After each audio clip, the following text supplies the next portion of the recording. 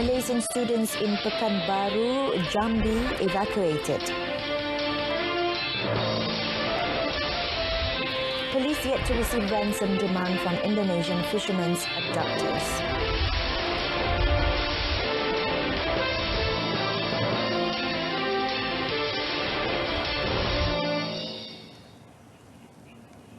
Thanks for choosing the evening edition of News on 2. I'm Renee Fong.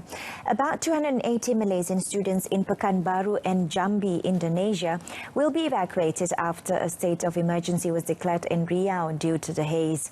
The National Disaster Management Agency, NADMA, in a statement released today, said 160 students will be brought back to Malaysia, while 120 will be evacuated to Malaysia Hall in Jakarta. The statement said NADMA, Wisma Putra, the Royal Malaysian Air Force RMAF and other related bodies met today to discuss the evacuation operations to bring back the 160 Malaysian students in Pekanbaru and Jambi. According to the Malaysian Consulate General in Pekanbaru and Education, Malaysia, Indonesia, the 280 students who have to be evacuated comprise 183 in Pekanbaru and 97 in Jambi. Riau Governor Syamsuar had declared a state of emergency beginning yesterday until 31st October, and this may be extended if the air pollution situation does not improve.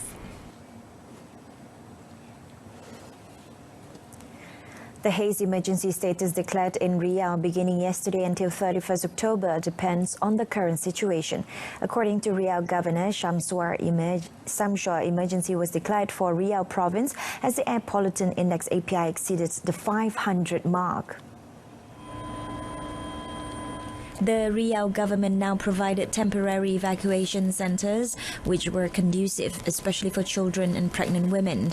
As of 13 September, the air quality in the Riau and Jambi provinces was categorised as very unhealthy. Students of Universitas Islam Negeri Sultan Sharif Qasim Pekanbaru have been directed to go on leave since 13th September. There are 214 Malaysian students at the university.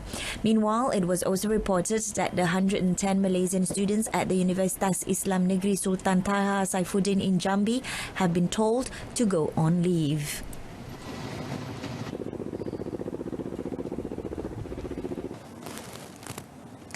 Forest and peatland fires covering 53 hectares of land in Kampung Streelman were successfully extinguished at 10:30 p.m. on Monday. The blaze, which had been raging for 8 days, had contributed to the severe haze smothering Streelman over the past week. According to Sarawak Fire and Rescue Assistant Operations Director Tiong Ling Hee, firefighters had tackled the massive fire by dividing it into 3 sectors. He said a total of 21 firefighters doused the fire sector by sector, and the fire in the last sector, Sector C, was put out last night. But he added that authorities will continue to monitor the situation on the ground closely. Meanwhile, Sarawak Fire and Rescue Department Zone 3 Chief Nik Muhammad Afiq Nik Roslan said the operations to put out forest and peatland fires had been expanded to Jalan Kejatau, Lingga. Pemantauan melalui drone ini kita dah laksanakan daripada semalam, lebih kurang dalam 17.45 semalam. So kita dapati secara keseluruhan lah ya 10 ekar, dan untuk pagi ini visual masih menunjukkan pada keluasan yang sama, lebih kurang 10 ekar. Meanwhile, stern action awaits those who deliberately set fire to clear farmland in Johan Setia, Klang, Selangor. The Department of Environment DOE said the irresponsible act has contributed to the increase in the air pollutant index API reading in the state yesterday. DOE in a statement explained that the API reading in Johan Setia increased more than 200, which is categorized as very unhealthy. The department will further work closely with the Royal Malaysia Police PDRM in taking action against any individual who triggers open burning. The DOE was also bombarded with numerous questions from the public on the issue of API readings that did not reflect the actual situation. Thus, it is important to understand that the API reading issued by the DOE have no direct correlation with visibility range. The Pahang Environment Department identified 3 peat lands in the state that are at risk of burning. Director Muhammad Sani Mat Daud said the areas, namely Pekan, Rompin and Balok in Kuantan, required more monitoring and patrols as fires in peatlands were difficult to extinguish and could take a long time. He added for now, Pekan was one of the focus areas as there were 2 open fire locations in Temai and Ganchong. However, he said the fires so far do not affect the reading of the Air Pollutant Index API in the state. Muhammad Sani said although the API was better, it was necessary to avoid such open burning. Saya menyeru kepada orang ramai supaya tidak menyumbangkan kepada keterokan jerebu yang berlaku sekarang dengan tidak melakukan pembakaran terbuka. Kalau orang ramai terjumpa pembakaran terbuka, mohon untuk membantu pemadaman, menyuruh untuk dipadamkan dan sebagainya, dan juga memberi maklumat tentang pembakaran terus kepada jawatan laut kita ataupun kepada jawatan bomba. He was met after attending the media-friendly event in Ceruk Paloh near Kuantan.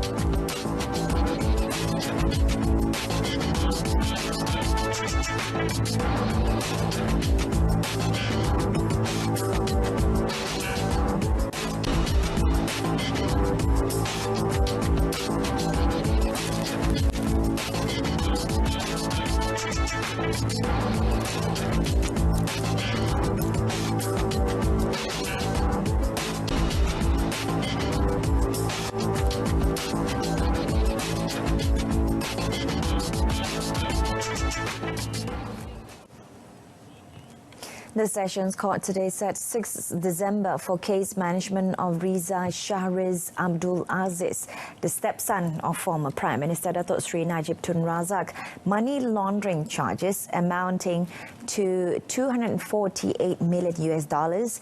That's 1.25 billion ringgit allegedly misappropriated from One Malaysia Development Berhad, 1MDB. Judge Rosina Ayub set the date after former Federal Court Judge Datuk Sri Gopal Sri Ram informed the court that the prosecution had yet to complete several documents relating to the case. In today's case mentioned, Datuk Sri Ram said the prosecution needs a little more time to obtain several documents related to the case, adding that all documents will be completed in the near future and other documents have been submitted to the defence. Lawyer Datuk Hariharan Tara Singh, representing Riza 42, confirmed the matter. Datuk Sri Ram also informed the court the High Court yesterday had dismissed the defence application to transfer the case from Sessions Court to the High Court, and the case will go on in this court. On 9th August, Sessions Court Judge Rosina Ayub set 6th to 9th January and 13th to 16th January for the trial. On 5th July, Riza, owner of Red Granite Pictures, pleaded not guilty to 5 charges. The charges were framed according to Section 4, Subsection 1, Subsection A of the Anti-Money Laundering and Anti-Terrorism Financing Act 2001, which carries a fine not exceeding 5 million ringgit or imprisonment to exceeding 5 years, or both upon conviction. The Ipoh Sessions Court today fixed a 5-day trial beginning 11 November of Perak State Exco Paul Yong Chu Kiong, who is charged with raping his 23-year-old Indonesian maid. Judge Norashima Khalid made the decision during a remention of the case today. The accused, who is Trono State Assemblyman, had claimed trial to the charge on 23rd August. Yong allegedly committed the offence at his home in a room at Meru Desa Park in Bandar Meru Raya, Ipoh, at between 8:15 p.m. and 9:15 p.m. on 7th July. He was charged under Section 376, Subsection 1 of the Penal Code, which provides for a maximum of 20 years imprisonment and a whipping upon conviction. Yong is represented by Ramkarpal Singh, Leong Chok Keng, Arsen Rayer and Farhan Sapian, while Deputy Public Prosecutor Azhar Mokhtar prosecuted. Apart from Azhar, the prosecuting team also consists of Ainul Wardah Shahidan and Naidatul Atira Azman. Earlier, during the proceeding, Ram Karpal requested the court to set 22nd of October for case mention, as he had just received 47 forensic and scientific documents. Meanwhile, Azhar said a total of 24 witnesses would be called in during the trial.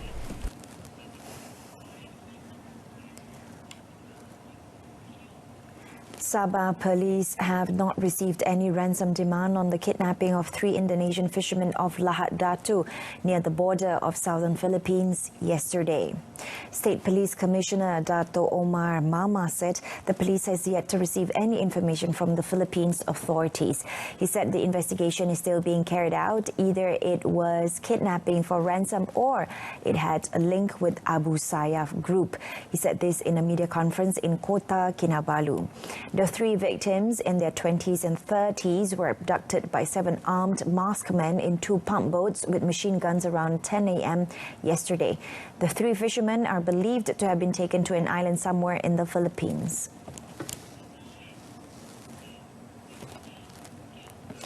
Police on Monday shot dead a factory worker who ran amok, causing the death of 1 colleague and seriously injuring another in Bayan Lepas. In the 5:45 p.m. incident, the 25-year-old man is believed to have used a machete to harm a female supervisor, aged 47, and a male security manager at the factory. Policemen who had arrived at the scene had told the man to give himself up, but he instead attacked them with 2 machetes, prompting them to shoot in self-defense. The supervisor succumbed to serious injuries while receiving treatment at a hospital. The 53-year-old manager is reportedly to be stable and receiving treatment at Hospital Pulau Pinang. The machete as well as a knife were seized by police, who are also investigating the dead man's motives. DAP will not field any candidates in the Tanjung PI parliamentary by-election. DAP Secretary General Lim Guan Eng said it will remain Bersatu's seat. Tanjung PI Bersatu, bukan DAP Bersatu. So, dah jawablah Bersatu. So, mari kita bersatu untuk menanglah. He said the Pakatan Harapan's component parties would give its full support in defending the seat. He was speaking to the media after launching Medical Travel Market Intelligence Conference in Kuala Lumpur. The seat fell vacant following the demise of its incumbent Datuk Dr. Mat Farid Mat Rafiq 42, who was the Deputy Minister in the Prime Minister's Department. He died at 6 a.m. on Saturday at the Pontian Hospital, Pontian, due to a heart attack. In the last general election, Datuk Dr. Mat Farid, who contested on Bersatu ticket, defeated MCA candidate Datuk Wee Jack Seng with a slim majority of 524 votes. The Tanjung PI by-election has been described as possibly a dramatic one, and Pakatan Harapan cannot afford to take it easy. Johor Pakatan Harapan Elections Director Datuk Salahuddin Ayub admitted that it would be an uphill task for the coalition. Dan bagi Pakatan Harapan, ini adalah merupakan satu ujian yang penting. Selepas 1 tahun 7 bulan kita berada dalam kerajaan, kita juga ingin melihat sejauh manakah penerimaan rakyat terhadap Pakatan Harapan. Dan ini adalah peluang untuk kita membuktikan bahawa kita punya kekuatan dan rakyat mula menerima dasar-dasar penerangan yang kita akan terus berikan kepada rakyat. Speaking during a press conference in Pulai Sebatang, Pontian, Johor, Datuk Salahuddin explained that as Tanjung PI was a mixed seat, support from only one race was not enough. Datuk Salahuddin, who is also Parti Amanah Negara Deputy President, hoped a local candidate would be fielded for the seat. When asked as to who the candidate should be, he said it would be decided by Pakatan's Presidential Council.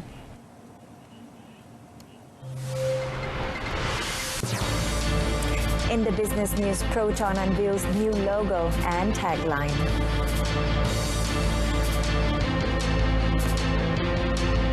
Thanks for staying with us. The 5G trials launched in Putrajaya and Cyberjaya last April are to be expanded nationwide. Communications and Multimedia Minister Gobind Singh Dio said the 5G demonstration projects are set to begin next month around the country. Dengan pelbagai inisiatif yang sedang dijalankan ini, jurang digital boleh dikurangkan dan sekaligus menaik taraf kehidupan rakyat Malaysia. He said this when delivering a keynote address at the Mobile 360 Digital Societies event in Kuala Lumpur. Gobind added the ministry is also increasing the availability and access to digital infrastructure, which forms the basis of the National Fiberization and Connectivity Plan, NFCP. NFCP launched recently at a cost of 21.6 billion ringgit.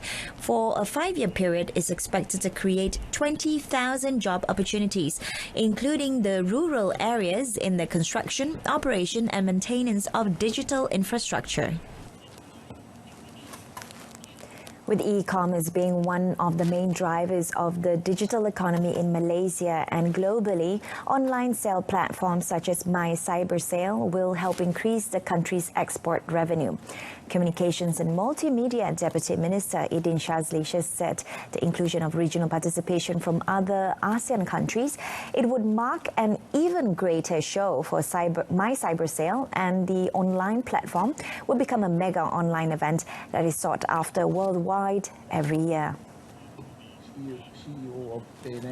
He said more than 1,400 merchants have registered in this year's edition, an increase of 20% from previous year.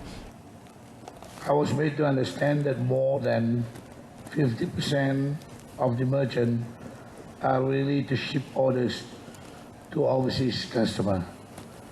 The proactive approach that SMEs are taking in getting onto the e-commerce platform spells great progress for the growth of the economic sector in Malaysia. He said this at the official launch of the 6th My Cyber Sale 2019 in Kuala Lumpur. My Cyber Sale, organised by the National ICT Association of Malaysia, PICOM, and with the collaboration of the Malaysian Digital Economy Corporation, MDEC, will run for a week from 27 September to 3rd October. Meanwhile, PICOM Chairman Ganesh Kumar Banga was optimistic that My Cyber Sale would achieve total revenue of 500 million ringgit compared with 380 million ringgit last year, with a target of export revenue of 80 million ringgit. With the enforcement of the Consumer Protection Amendment Bill 2019 starting 1st October, the public is urged to file any scamming activities to the Tribunal for Consumer Claims, TTPM. Domestic Trade and Consumer Affairs Ministry, KPDNHEP Secretary General Datuk Muiz Abdul Aziz said the enforcement of the law will increase protection for consumers as well as educating entrepreneurs to be more ethical in doing business. Datuk Muiz said since the year 2000 until 31st August 2019, TTPM recorded a total of 112,367 file cases from consumers. It consists of the overall claims of almost 300 million ringgit, with 132 million ringgit of the total amount have been returned to the claim applicant. Between January to August this year, the highest number of cases filed by TTPM involved online scams at 262 cases, worth 1.732 million ringgit. Of that number, 776,503 ringgit were returned to the claim applicant. Jadi kerajaan telah menyediakan platform yang amat kepada semua pengguna yang amat baiklah, yang amat luas, di mana melalui TPM ni cara amat murah, amat mudah. Maknanya hanya menggunakan kos berapa RM5 saja untuk memfailkan kes dengan maklumat-maklumat yang lengkap. InsyaAllah kita akan dapat membantu menguruskan beberapa isu berkaitan dengan penipuan dan sebagainya. Datuk Muiz was speaking during a media conference after officiating Consumer Protection Amendment Bill 2019 Evacuation Program in Putrajaya. The government approved the Consumer Protection Amendment Bill 2019 on 23rd July 2019. The Federal Territory Foundation, YWP, will continue to help the homeless in Kuala Lumpur Homeless Transit Centre so that they would not be out of the community. Federal Territory Minister Khalid Abdul Samad said the centre has helped 2,643 residents since its opening. So setelah ditunjukkan tadi, ramai yang, bukanlah ramai tapi ada yang mana yang datang sini dan mereka pulih dan mereka kembali berdikari, dan selepas meninggalkan tempat ini mereka memberikan sumbangan untuk membantu perjalanan di tempat inilah, ya. So itu menunjukkan bahawa ada keberkesanannya, dan yang terpenting ialah untuk mendapatkan mereka bersama mengikuti program pemulihan itu atas kesedaran dan keinsafan sendirilah, bukan secara paksa dan sebagainya lah. The minister said the transit also carried out social services and provide lodging for the homeless and travellers. The centre provides many amenities such as living room capable of accommodating 200 men, including laundry, counselling, health, storage and disabled rooms. Khalid, who is also the chairman of YWP, said YWP's source of income came from at-displaced site management revenue, which in cooperation with the Federal Territory Ministry, Kuala Lumpur City Hall, DBKL and ad operators. He said this after the Transit Donation Centre ceremony in Kuala Lumpur. The Johor 2020 budget, which will be tabled next November, will focus on youths and low-income households B40.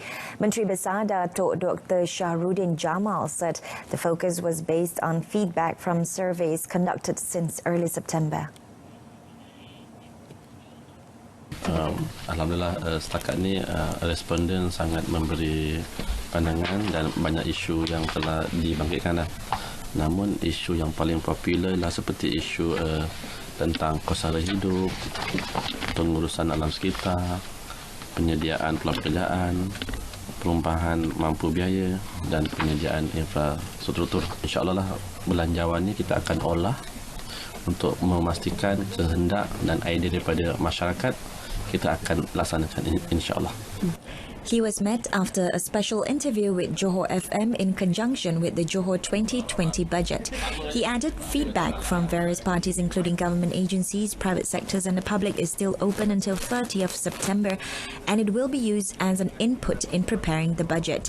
Suggestions and ideas can be submitted online via the Johor 2020 budget questionnaire linked on the Johor Menteri Besar's official Facebook page, Dr. Shahruddin Jamal. National car maker Proton Holdings Berhad has unveiled a new logo and tagline inspiring connections to refresh its branding and outline its ambition to be a global and modern automotive brand. The new logo features a new uncaged design with the head of the tiger held high, symbolizing Proton like an arrowhead and moving forward to success. Proton Chief Executive Officer Dr. Lee Chun Rong said the new logo will be first used on the upcoming X70 completely knocked down model and followed by future launches. He said all the company's outlets would also incorporate the new logo gradually. Lee elaborated that the new branding is driven by three core values: innovative technology, reliability and international, in line with Proton's ambition to become a truly global brand and one of the top three automotive manufacturers in ASEAN. Meanwhile, Chairman Datuk Sri Syed Faisal Albar Syed Ali Reza Albar said the new logo marked a new chapter in the automotive company's journey, adding it will continue making the best cars that meet Malaysians' needs, yet globally competitive. And that concludes this evening's news on 2. In our top story, Malaysian students in Pekanbaru and Jambi evacuated. Join us again at 12:30 tomorrow afternoon for more updates. I'm Renee Fong. Thanks for watching and have a pleasant evening.